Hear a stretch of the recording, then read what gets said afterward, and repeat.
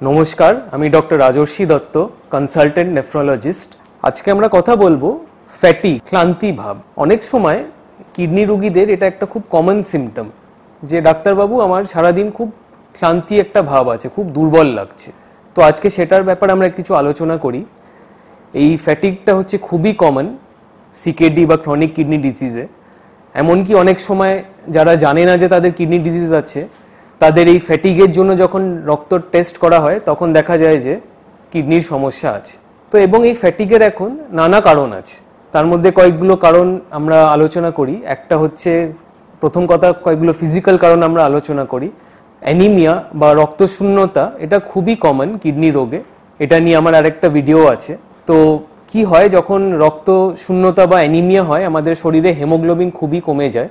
আর আমাদের এই হেমোগ্লোবিনটা শরীরে প্রত্যেকটা সেলে অক্সিজেন পৌঁছয়। তো যখন এই হেমোগ্লোবিন কমে যায় তখন আমাদের শরীরে প্রত্যেকটা সেলে অক্সিজেন ডেলিভারি খুব কমে যায় এবং এটার জন্য আমাদের খুব একটা দুর্বল ভাব মনে হয়, একটা ক্লান্তি ভাব মনে হয়।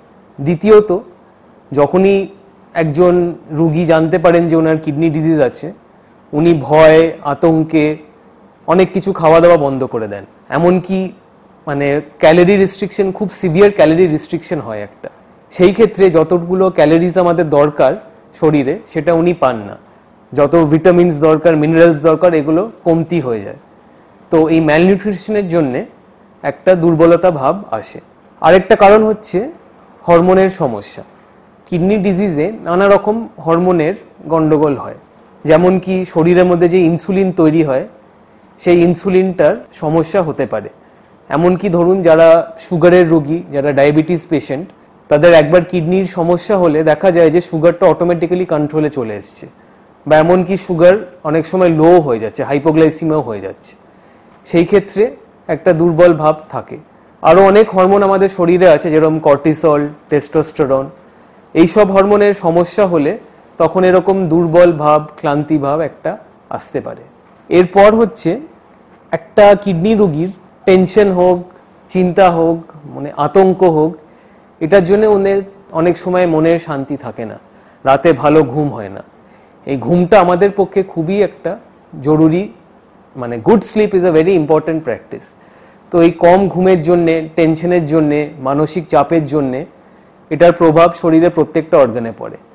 এটার জন্যও একটা দুর্বল ভাব, ক্লান্তি ভাব বোঝা যায়। এবং সবচেয়ে লাস্টে ডিসকাস করি, সেটা হচ্ছে অ্যাংজাইটি, আতঙ্ক। এটা মেনলি হয় ল্যাক অফ অ্যাওয়ারনেসের জন্যে, যে আমার কিডনি রোগ হলো, এরপর আমার কি হবে, আমার কি ডায়ালিসিস লাগবে, আমাকে কি খেতে হবে, কত ওষুধ লাগবে, কত খরচা আছে, এসব নানা রকম জিনিস মাথার মধ্যে ঘুরতে চলে।